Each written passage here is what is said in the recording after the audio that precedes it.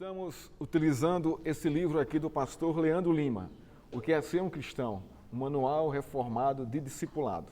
Tá? Nós estamos baseando as nossas aulas, não é, nesse material aqui, que eu considero um material rico, objetivo, claro, não é, para alimentar a igreja. Nós começamos a nossa aula na semana passada sobre as manifestações espirituais. E falamos sobre a necessidade de maturidade com relação a discernir, não é, os dons espirituais e a como utilizá-los para o benefício da igreja. Deus capacitou sua igreja com dons. E esses dons são para a edificação do corpo de Cristo. Então, esse é o objetivo dos dons. Não é para o seu próprio benefício. Não funciona isso. E nós trabalhamos sobre essa questão da maturidade, tendo como base o contexto da igreja de Coríntios. Lá em 1 e 2 Coríntios, principalmente 1 Coríntios, é onde Paulo vai tratar das manifestações dos dons e do uso dos dons e do incentivo para que a igreja busque os melhores dons para a edificação do seu corpo. E nós vimos como essa igreja era imatura com relação aos dons espirituais. Era uma igreja abençoadíssima por Deus, com a manifestação clara dos dons, mas devido aos ciúmes e às contendas, não é, a igreja estava se perdendo nesse contexto aí. E aqueles que tinham os dons começaram a se arvorar dos dons, como se era para benefício próprio. E Paulo vai tratar sobre isso, não é, sobre toda a igreja, não é, como você deve usar com maturidade os dons espirituais. Irmãos, a igreja não vive sem esses dons. Isso faz parte da igreja. Todos nós temos dons, temos talentos, não é? Dons e talentos. E Deus usa isso para a edificação do seu corpo. E é interessante que a Bíblia vai mostrar como nós devemos usar isso, sem um abuso, sem a manipulação. Esse é o grande problema. Porque hoje a gente vive num mundo principalmente na questão religiosa e espiritual, é muito fácil manipular as pessoas. Muito fácil. Você penetra o coração de uma pessoa muito fácil com os temas espirituais. E você ali pode manipular. Então nós vivemos hoje num tempo de muita manipulação espiritual, muita mesmo. Onde as pessoas são escravizadas pelas igrejas, né, nessa questão. Tem igreja que você fala que vai sair, o pastor vai se levantar e dizer, você vai ser amaldiçoado se sair daqui. Eu já ouvi esse tipo de testemunho. De irmãos que chegaram na igreja, olha, eu estou vindo de tal igreja e o pastor disse isso. Se eu saísse de lá, eu ia ser amaldiçoado. Por aí você tira. Como é a manipulação? Isso não deve existir, irmãos. Isso não deve existir. Uma outra manipulação também que a gente percebe é naquelas pessoas que têm os dons. Elas começam a se destacar dentro da igreja. E elas manipulam mesmo. Não só fulano sabe orar com poder. Não, fulano tem a profecia, fulano tem isso. Então você começa a estipular, não é? E a exaltar essas pessoas e elas passam a manipular a vida das pessoas dentro da igreja. Não é? E o pastor, não é, deveria perceber isso aí, como Paulo está percebendo aqui na igreja de Coríntios, e exortar a igreja e chamar a igreja para o prumo correto, para a saúde espiritual.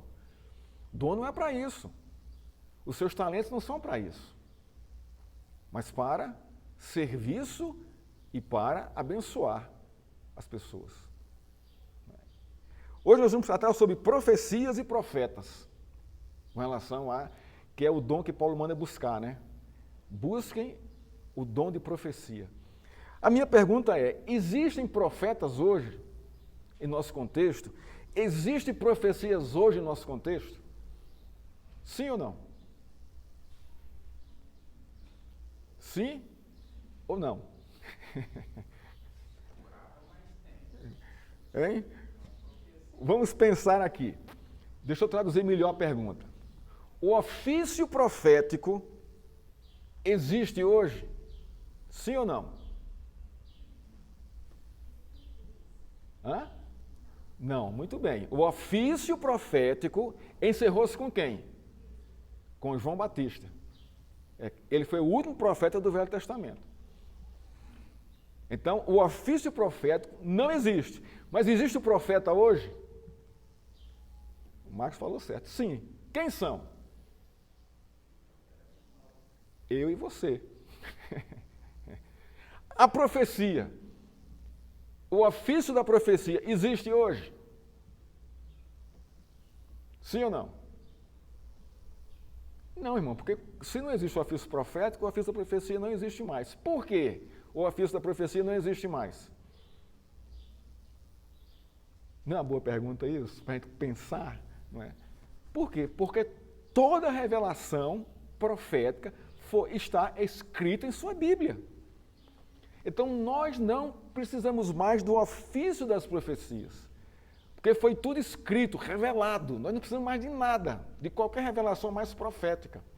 Porque está escrito aqui. Então, nesse aspecto, assim como o ofício profético cessou, o ofício da profecia também cessou com a formação do cânon bíblico, da Bíblia.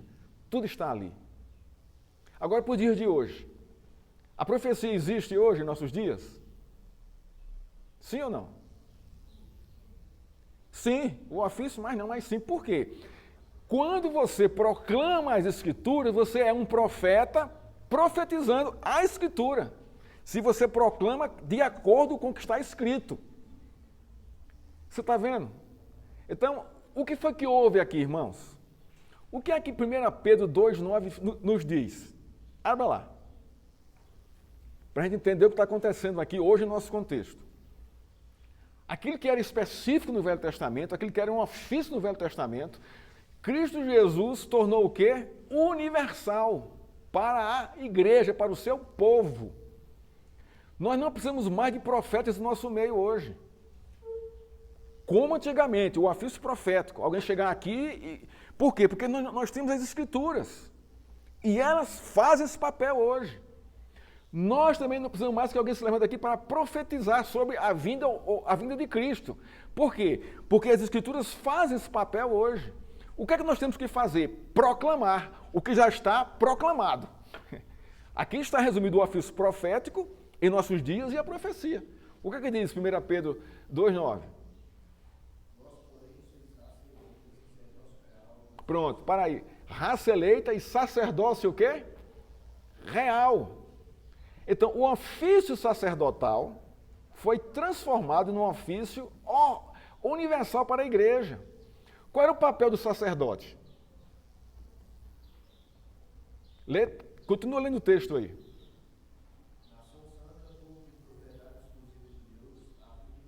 Pronto, a fim de quê? Pronto, aí, ó. Tá aí.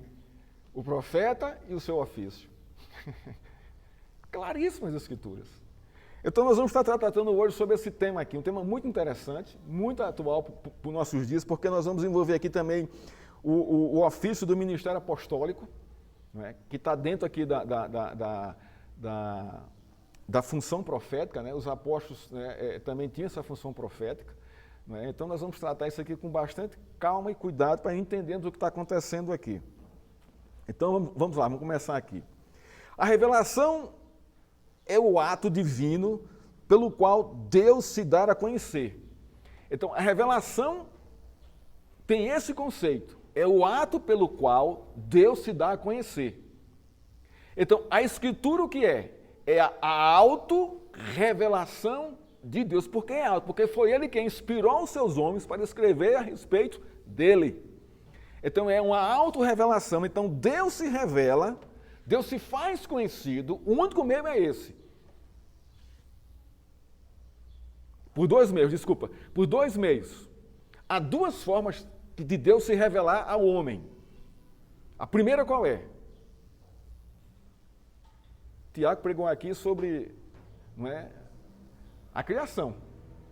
É a forma mais clara, mais básica de Deus se revelar ao homem é pela criação, que não tem como você observar o universo e dizer, olha, não tem como, alguém pensou, alguém arquitetou isso aqui, não tem como. Isso aqui não é fruto da criação do homem, nem pode ser de uma explosão cósmica, imagina só. E mesmo se houvesse explosão cósmica, alguém teria que apertar o botão para ver isso. Ela por si só, o universo não se auto-explodiu, não tem como isso acontecer. Então Deus se revela, e a segunda maneira, a mais clara, a mais pessoal, a palavra de Deus. Então Deus se revela, irmãos, a seu povo e a todo mundo dessas duas formas, pela criação e pela sua palavra. Logicamente, a forma mais eficiente para nós discernirmos quem criou tudo é a Escritura, é a sua própria autorrevelação. No início, Deus aparecia para os homens. Abre aí vai aqui, Gênesis 3:8, 12:2, 28:13. Isso chamamos de teofania. Deus aparecia pessoalmente para os homens. A minha pergunta é, como Deus apareceu para os homens? De que maneira, de que forma?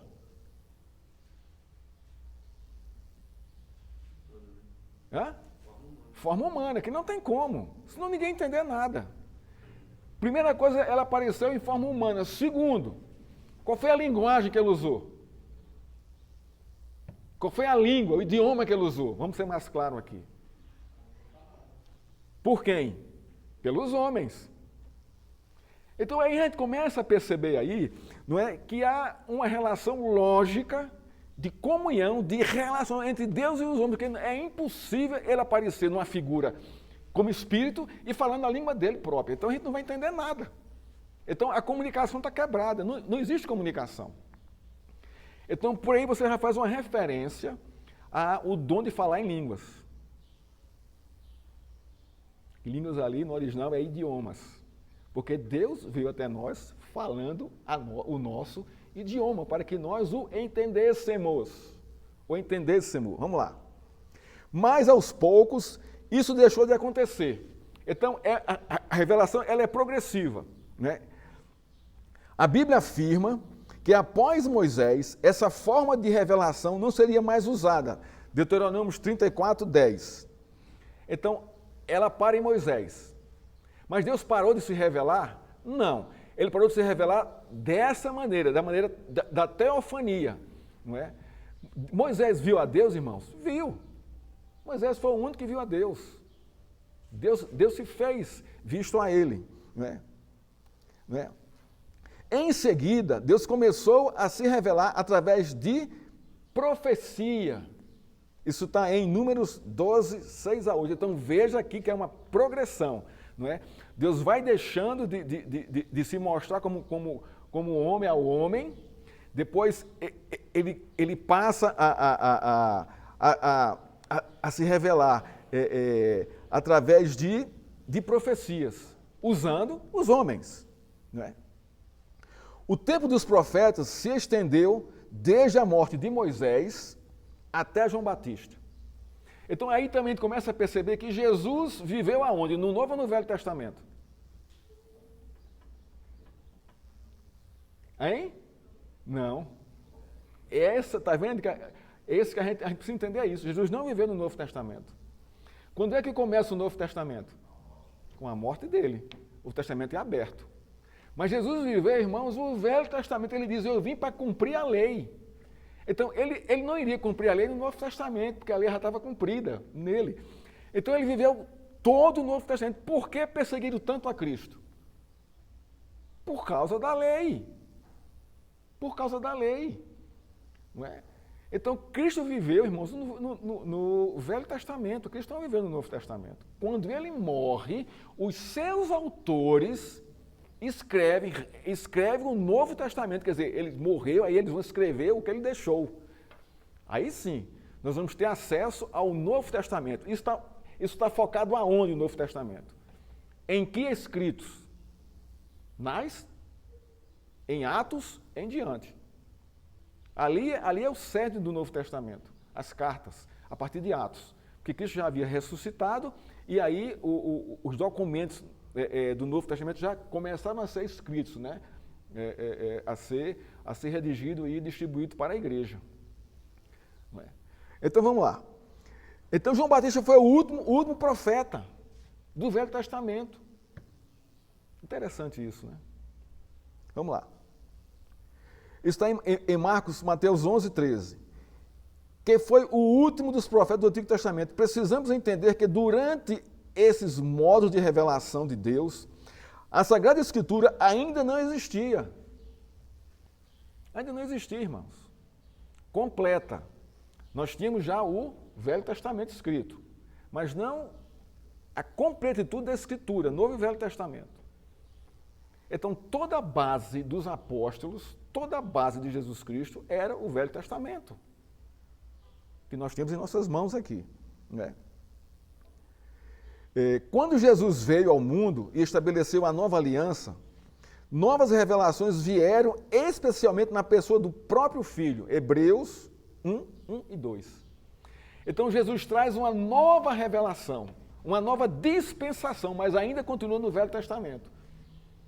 Porque só quando ele morre é que se cumpre isso, é que o Testamento é aberto. E aí nós passamos a viver o Novo Testamento. Após a ascensão de Jesus, principalmente no período de Atos dos Apóstolos, enquanto o Novo Testamento ainda não havia sido escrito, Deus se revela através de 2 ministérios. Então nós estamos aqui, Deus se revelando no Novo Testamento, no nosso contexto aqui, não é? No nosso entendimento, através de 2 ministérios. O ministério dos apóstolos e o ministério dos profetas. O ministério apostólico e o ministério profético. O ofício profético e o ofício apostólico. Isso no Novo Testamento. Então, João Batista ainda é o último profeta e também entre os apóstolos. Então, nós temos aqui 2 ofícios claros. O ofício apostólico e o finalzinho do ofício profético, mas os 2 existiam. Não é? A minha pergunta é, o que significa a palavra apóstolos? Muito bem. Emissário, mensageiros. Então, apóstolos de Jesus Cristo, enviados de Cristo. Eles vão falar sobre o quê? Vão pregar sobre o quê? A mensagem de Cristo. A mensagem de Cristo. Apóstolos e profetas eram a fundação da igreja. Fundação da igreja. Isso está em Efésios 2:20. Como apóstolos, podemos citar Pedro, João, Paulo, Lucas, Marcos, Mateus e dentre os outros. Todos comissionados diretamente por Jesus. Eu estou falando aqui do ofício apostólico. Presta bem atenção nisso aqui. Todos comissionados diretamente. Essa palavra aqui é central aqui no nosso entendimento. Direto. Jesus chamou direto. Venha, siga-me. Apareceu a Paulo, visivelmente. Chamou Paulo diretamente. Porque muitos dizem que Paulo não é apóstolo, né? Há uma crítica muito grande em cima disso aí. Mas o fato é que aconteceu isso, literalmente com Paulo. Por Jesus, diretamente, que precisavam tê-lo visto. Segundo ponto para ser apóstolo. Ser chamado diretamente por Cristo e ver a Cristo. A Cristo ressuscitado. Tem essa questão aqui. Né? Além disso, tinham poderes especiais. Curar, expulsão de demônio, pregar, ensinar. Isso está em todo o Novo Testamento. Não é? E escreviam textos inspirados, considerado as Escrituras. Quem escreveu todo o Novo Testamento? Não foram os profetas que escreveram. Faziam parte, mas não escreveram. Quem escreveu foram os apóstolos. Foram levantados por Cristo para isso, para escrever toda a Escritura. Não há mais apóstolos, pois ninguém hoje pode dizer que tem todas essas características. Então, não existe hoje em nosso meio apóstolos. Não existe.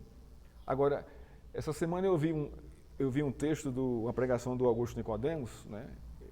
Esse texto, ele fala sobre isso, né? E a tese do pós-doutorado dele, não é? Apóstolos ainda existem em nossos dias, ele tem um livro sobre isso.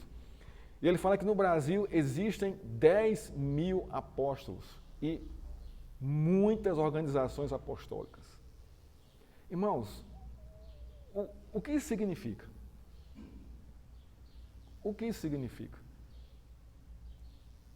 O que a gente falou aqui no comecinho aqui.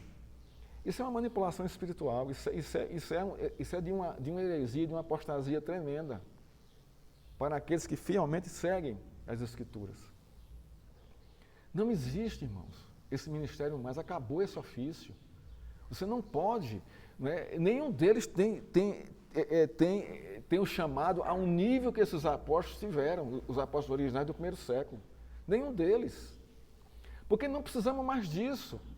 Porque eles cumpriram o seu papel no contexto para trazer a revelação, escrever essa revelação e formar o cânon bíblico. Acabou. Não precisa mais.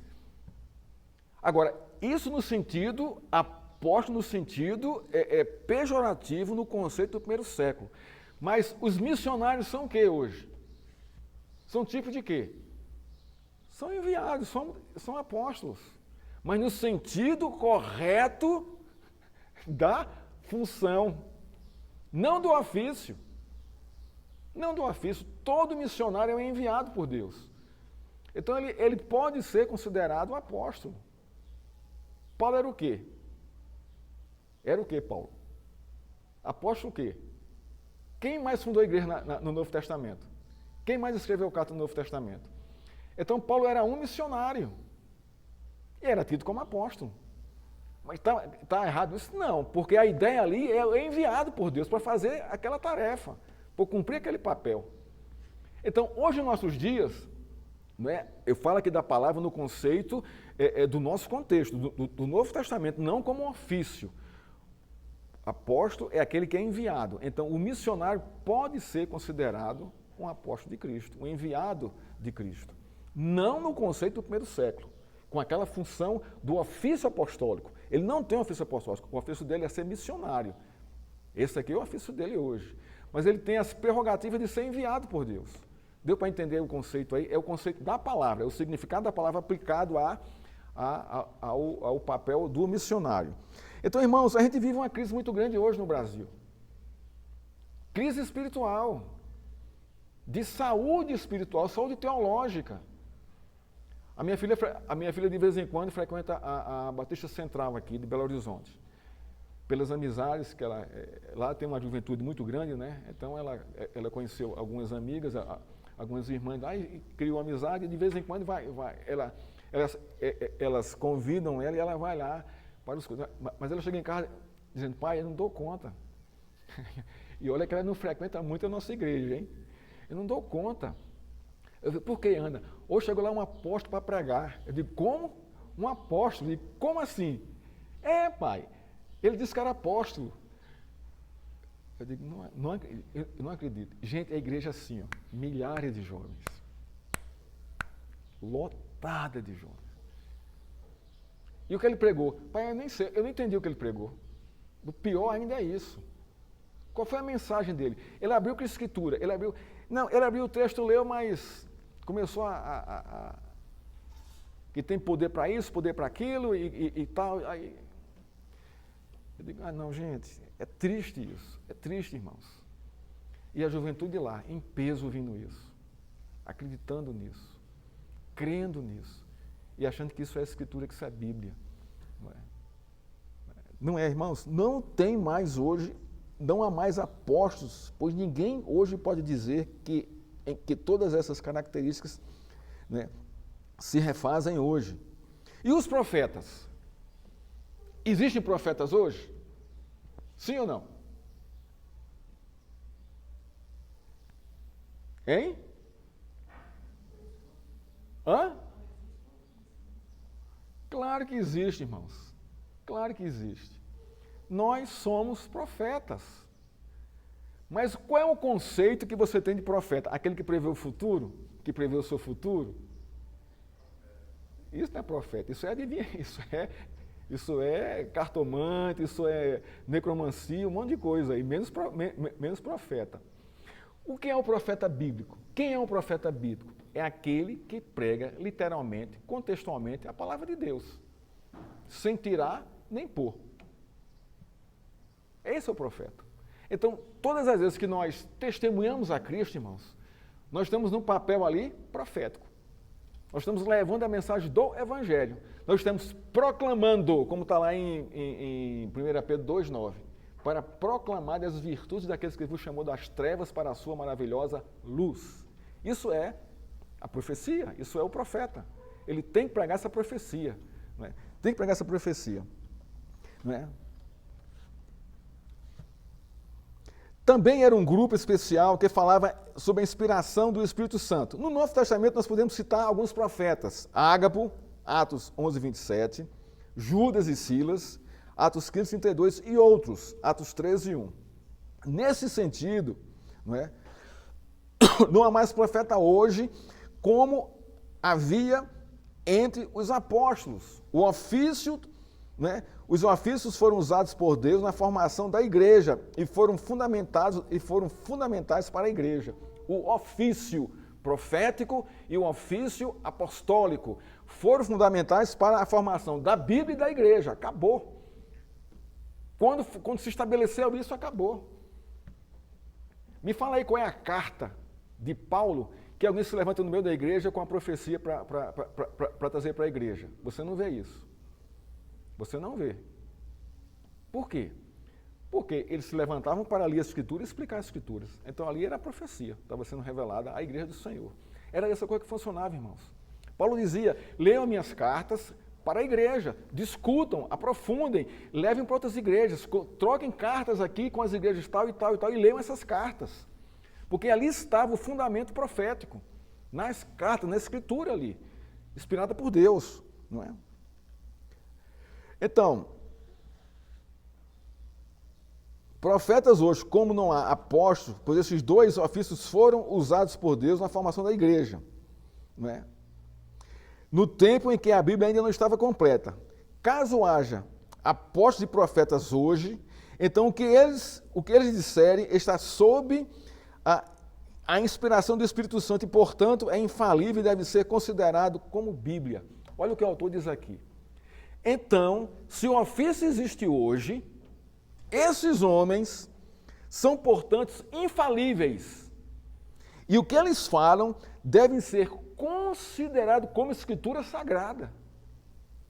Você está vendo a tamanha heresia? Isso é uma afronta, irmãos, ao próprio Deus que escreveu a sua palavra e escreveu esses homens. Então, se alguém se levanta para dizer que é apóstolo, pode apontar o dedo e dizer, isso é falso, isso não tem fundamentação bíblica. Não acuse a pessoa, não confronte com a Escritura. Isso não tem mais fundamentação bíblica. O cânon e a revelação foi toda já completa na Escritura. Pronto. Pois não, Tiago?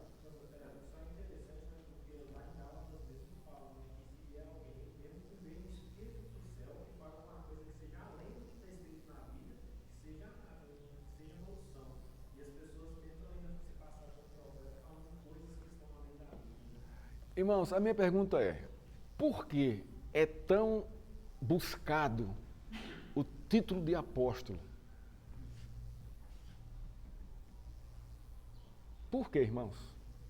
O que é que está por trás dessa ideologia, dessa linguagem, desse conceito aí?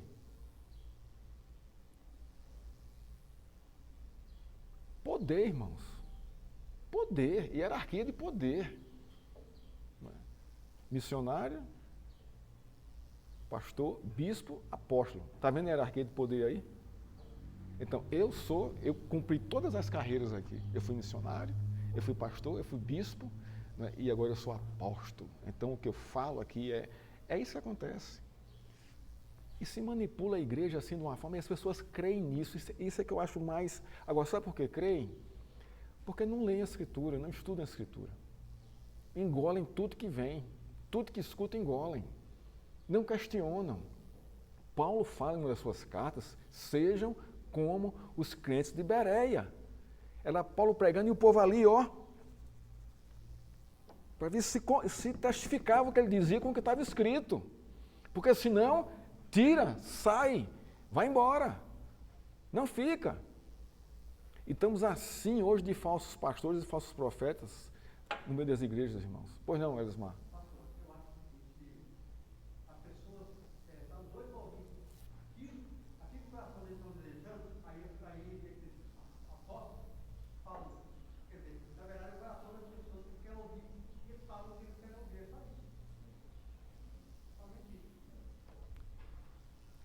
Justamente isso.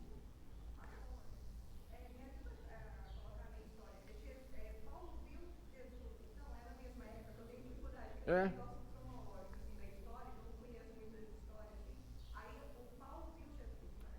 Jesus apareceu a Paulo no caminho de Damasco.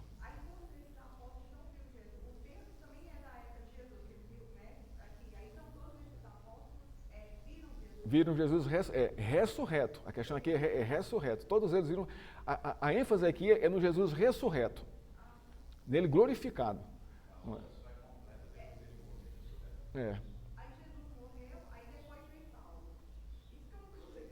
é? Cristo morre. Não é isso? Cristo morre. Então, quando começa ali o livro de Atos, né? Ali devia ser Atos dos Apóstolos, né? Justamente como os apóstolos começaram a propagar a igreja e a proclamar o evangelho, não é? É nesse contexto que surge Paulo. É nesse contexto que surge Paulo. Paulo surge perseguindo a igreja. Paulo era um fariseu, fervoroso e zeloso da lei, muito zeloso. Né? E perseguimos a gente e consentiu na morte de muita gente, irmãos. Não é? Então Jesus aparece para Paulo, visivelmente, e chama Paulo, e convoca Paulo. E Paulo passa a fazer parte, né, o texto não fala que ele passa a fazer parte do quadro apostólico, não é? Ele não faz isso. Mas Paulo se considerou apóstolo por causa desses requisitos. Mas ele fala, eu sou o menor dos apóstolos, porque eu sou um apóstolo abortivo, não é? Eu vi Cristo depois da sua ressurreição e não convivi com ele o tempo que os outros apóstolos conviveram com ele. Né? Ele reconhece isso. Ele reconhece isso aí, né? No seu ministério apostólico. Né? E a gente deve dar graças a Deus por Paulo, Pedro, João, não é? Todos eles, irmãos. Não quer dizer porque os outros... você não vê aqui Tomé escrevendo nada, nenhuma carta, né? Mas nem por isso deixou de ser. Ele teve o seu papel fundamental, né? na proclamação do Evangelho, na formação da igreja e do desenvolvimento da igreja através da história, né? Naquele contexto ali. Não é? Então, o autor diz... Já não há necessidade de apóstolos e profetas inspirados. Por quê, irmãos? Porque a Bíblia já está completamente escrita. E ela é inspirada. A palavra de Deus, ela é inspirada. Abra aí em, acho que é 1 Timóteo, 2 Timóteo 2,17. Não estou lembrado aqui. Né? Timóteo fala sobre isso.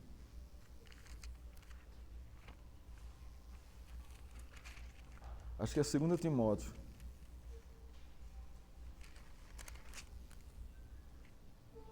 É 2 Timóteo, eu acho. Toda a escritura é inspirada por Deus, não é isso? Pronto, isso mesmo. Pode ler aí, Márcia.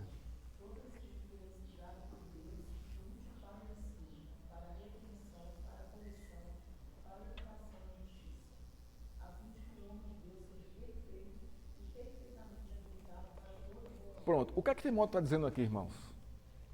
A Escritura está agindo como o que aqui? A Escritura está assumindo o papel apostólico e profético. Simplesmente isso. Porque qual é o papel do profeta? O profeta, ele faz o quê? O profeta, qual é a função do profeta e da profecia? Não é?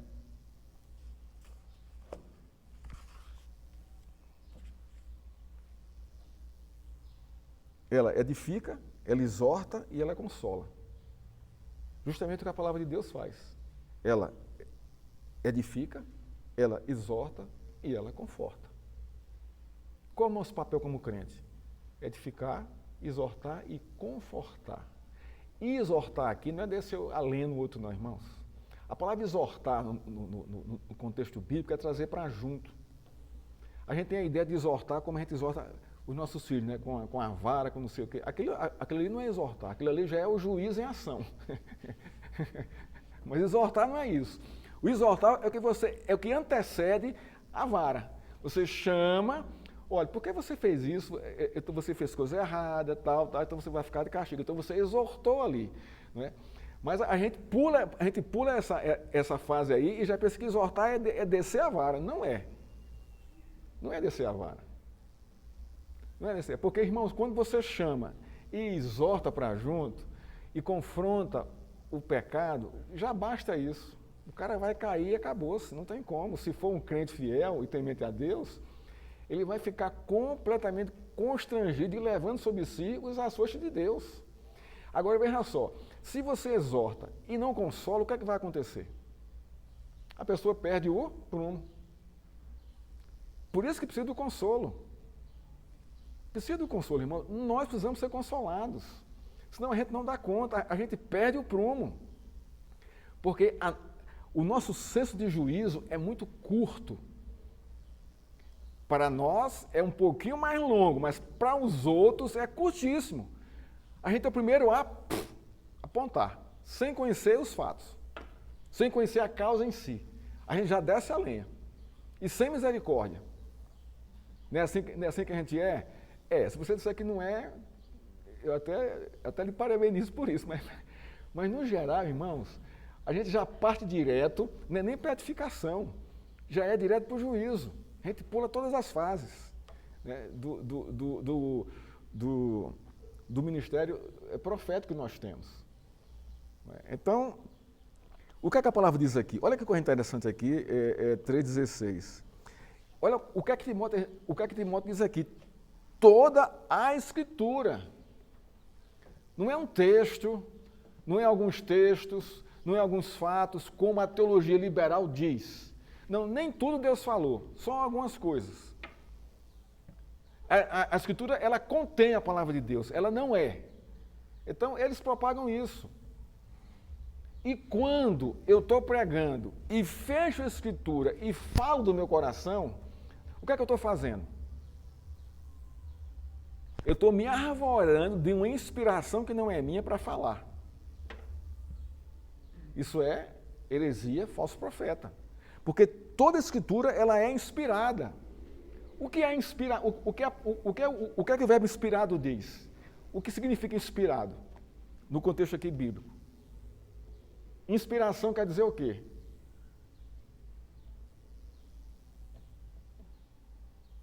A palavra inspiração quer dizer o quê? Sopro. No contexto. Deus soprou a sua palavra no coração dos homens, para que eles escrevessem a sua palavra, respeitando a limitação, a cultura, o temperamento, tudo ali. Mas o que eles escreveram não veio deles. Não veio deles. Isso está em 1 Pedro, acho que capítulo 1 ou 2, eu não estou lembrado aqui o versículo. Deus levantou esses homens.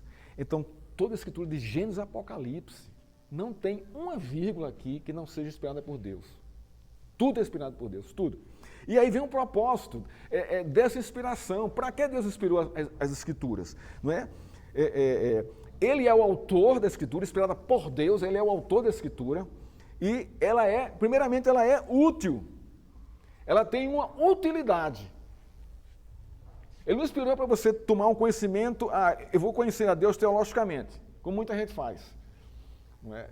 A Paraíba teve um governador chamado Ronaldo. Não é? Ele era assim um exímio leitor, esse cara. Exímio leitor. E naquela época ele era governador, existia um programa de televisão aqui no Brasil, com aquele J. Silvestre, eu acho, que era uma gincana bíblica. E aí vinham os pastores e tal, e participavam dessa isso ao vivo, né? Ele era o cara mais depravado, mais assim, era assim, beberrão, era um governador. Mas tinha uma inteligência, irmãos, brilhante. O discurso dele era assim, brilhante o discurso dele. Mas era completamente desregrado em tudo. E ele ganhou esse concurso. Irmãos, ele sabia a Bíblia de Gênesis e Apocalipse. O que você perguntasse, ele dizia na ponta da língua. Mas ele conhecia como? intelectualmente. A utilidade desse conhecimento era vazio o coração dele. Então, o ponto aqui é que ela é útil. Ela tem uma utilidade. Para quem? Para os crentes, para mim e para você. Qual é a utilidade? Primeiro é para o ensino. O que é que isso está me dizendo? Que eu preciso de ensino. Que ensino? O ensino teológico, o ensino bíblico, o ensino espiritual, a respeito de Deus. Eu sou um leigo. Eu não conheço. Depois, para a repreensão. Olha só, primeira coisa aqui é a repreensão. O que é uma repreensão? O que é repreender? Você repreende seu filho por quê? Porque ele fez algo que está fora do contexto, não é? Eu lembro que Rafael, quando era pequeno, que começou a engatinhar, ele não podia ver um buraco de tomada. Ele ia lá e o dedinho lá. Eu dizia, não, porque tem que ser monossílabo, né? Engatinhando ele não ia entender, né? Não faça isso, ficava muito longa a frase, né? Eu dizia, não, e tirava ele de lá. Mas não tinha jeito, irmãos. Não tinha jeito. Eu digo, bom, então eu tenho que partir já para uma coisa mais efetiva.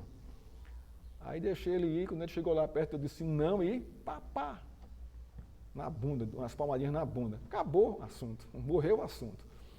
Então, eu repreendi para que ele não fizesse aquilo. Então, nós somos pessoas, seres repreensíveis diante de Deus, porque o nosso alvo aqui é Deus, não é o outro, não. Então, nós precisamos da repreensão de Deus. Como é que Deus nos repreende? Ensinando os seus princípios. Marcelo, não é assim, é assim. Em verdade vos digo. Vocês aprenderam assim, mas é assim que é o correto. Vão lembrar do lado de Mateus? Comecinho de Mateus, Sermão do Monte? Não é? Não é isso? Segundo, para a correção. Então, a repreensão, ela vai brotar na correção. Aqui é a lógica que é perfeita, não é? Aí vem a correção, depois para a educação. Então, se você corrigiu, você já está educado naquilo que você foi repreendido e corrigido. E continua. Educação na justiça. Eu não vou fazer isso com ninguém. Né? A fim, olha o propósito final aqui. A fim de que o servo, então isso aqui é para quem é servo de Deus, seja perfeito e perfeitamente habilitado para toda boa obra. Qual é a boa obra aqui, irmãos? Habilitado para toda boa obra. Qual é a boa obra aqui que Deus está falando aqui? De base aqui, no contexto aqui. A proclamação do Evangelho, não só por palavras, mas por ações. Essa é a boa obra aqui. Vamos continuar aqui. Mas a Bíblia fala em dom de profecia. Veja aí, 1 Coríntios 12, 8. E agora? E agora, pastor? Não tem mais profeta, não tem mais o ofício profeta, não tem mais o ofício da profecia, e agora o dom da profecia? O que é isso aqui? O que é que Paulo está dizendo com isso aqui? Não é? Será que este dom ainda existe? O autor pergunta aqui, pastor Leandro Lima. Paulo diz que esse dom deveria ter a proeminência na igreja. 1 Coríntios 14, 1. Então, de que dom é esse que Paulo está falando aqui? É o ofício da profecia? É o ofício profético? Ou o quê? O que é que Paulo está falando aqui? Então, Paulo começa a explicar. O crente que tem o dom de profetizar não é um profeta e nem é um apóstolo, no sentido de possuir um ofício apostólico ou ofício profético. O dom de profecia serve para edificar a igreja, tendo a função de edificar, exortar e consolar as pessoas. As pessoas. Visita pastoral. Qual é o nosso papel quando nós vamos visitar alguém? Edificar, exortar e consolar. É isso aqui. De que maneira? Segundo a Escritura. Não o que eu acho, não o que eu penso. Eu não posso adentrar na intimidade dos outros, irmão, e dizer o que ele tem que fazer. Eu não posso fazer isso. Isso é um estrupo moral, isso é assédio moral. E a nossa função não é essa. Eu não posso tomar decisão por Moreira. A vida é dele, é pessoal. Ele é uma pessoa diante de Deus, ele é responsável pelos atos dele, mas qual é a minha função? Edificar a vida dele, exortá-lo e confortá-lo. e deixar que ele tome as decisões dele, segundo os princípios bíblicos. Eu não posso forçar ninguém a tomar decisão, nem empurrar ninguém aqui para ser uma coisa ou outra. Eu não tenho esse direito. Nem Cristo fez isso. Nem Cristo fez isso. Aquele que quer me seguir, tome sua cruz e siga-me. Nem está fazendo isso com você. Você não é obrigado a vir para essa igreja, irmãos. Você não é obrigado a vir para essa igreja. Eu não posso lhe constranger a isso. Eu não tenho que fazer isso. O que deve lhe atrair aqui é Cristo, é a sua palavra, é a exposição bíblica. A questão aqui é essa. A gente não pode sair apontando o dedo para ninguém, nem dizendo que fulano tem que fazer isso, aquilo. Isso não existe no cristianismo, porque quem vai exortar isso aí é a própria palavra de Deus. Não é? Fulano pecou, pisou na bola, feio. Pisou na bola feio. Qual é o papel da igreja? Passar o trator por cima para acabar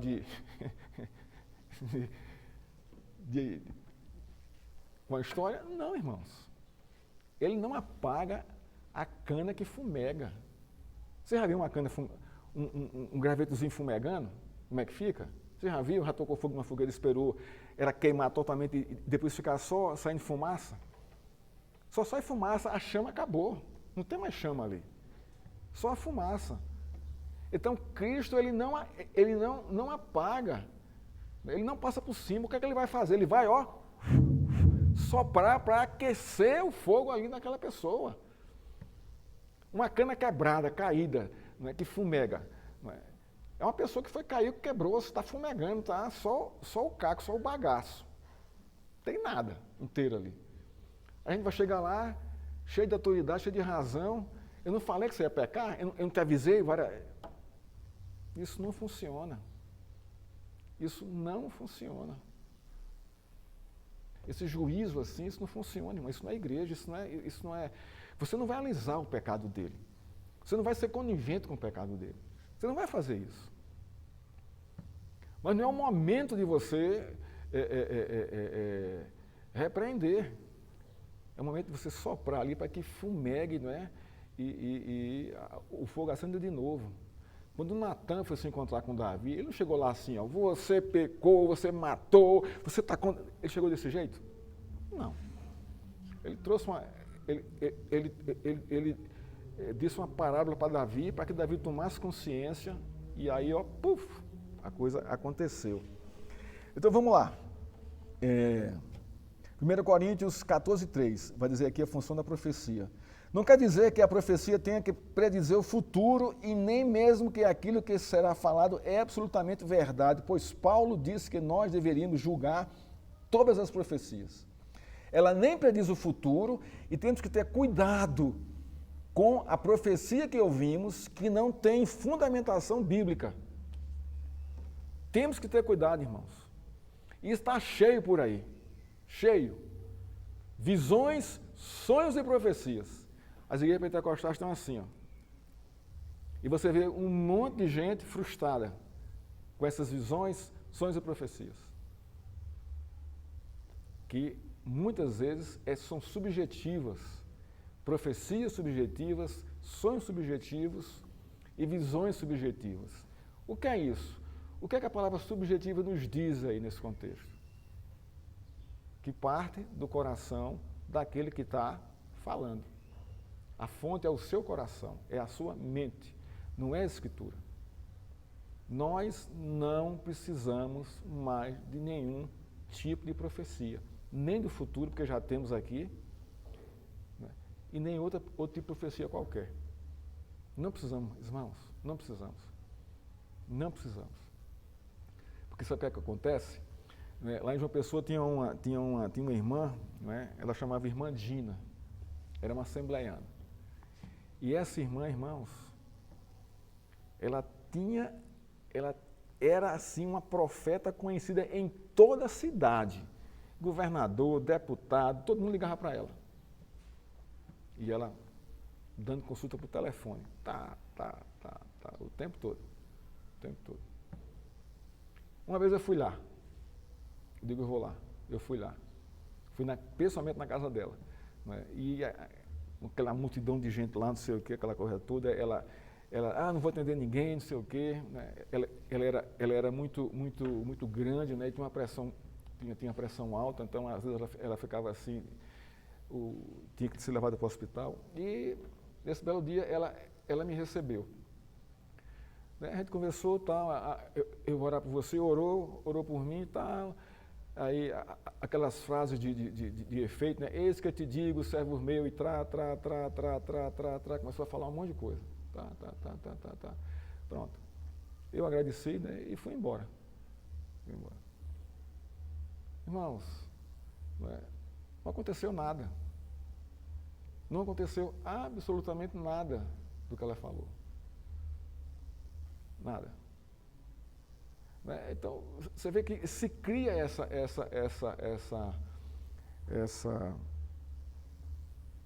imagem e as pessoas... Pois não, Tiago.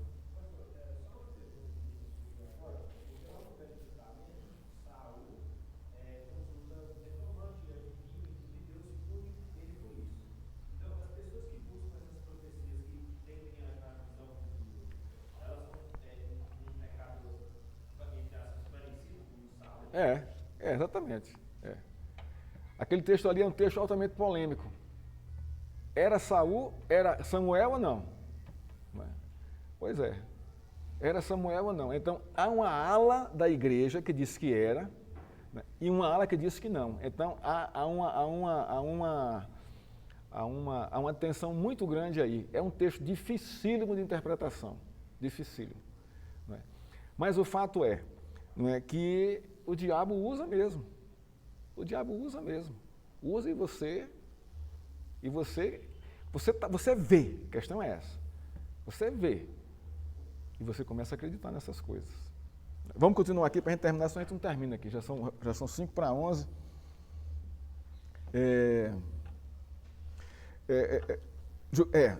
João diz que o testemunho de Jesus é o espírito da profecia. Apocalipse 9:10. Isso aqui é importantíssimo.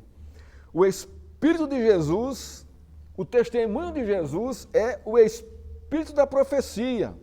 Dessa forma, cada vez que uma pessoa proclama a palavra de Deus, pode estar exercitando o dom espiritual de profecia. Por quê? Porque o testemunho de Cristo, de Jesus, é o espírito da profecia. Dá para entender essa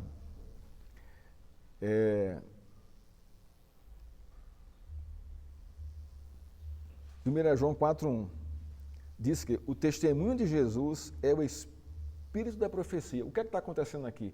Que o Espírito proclama o testemunho de Cristo através da nossa proclamação.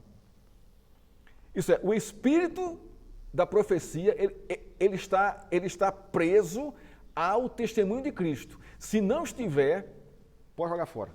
Não é profecia. É outra coisa. É o que o João está dizendo aqui. A profecia, ela tem que estar amarrada, condicionada ao testemunho de Cristo, à sua palavra. Senão, não tem nenhum valor. Então, a profecia é um dom que todos os crentes podem exercer e significa proclamar a vontade de Deus para as pessoas. A maior vontade de Deus é que as pessoas se convertam dos seus pecados. 1 Timóteo, 2:4. A vontade de Deus para as pessoas está clara na Escritura.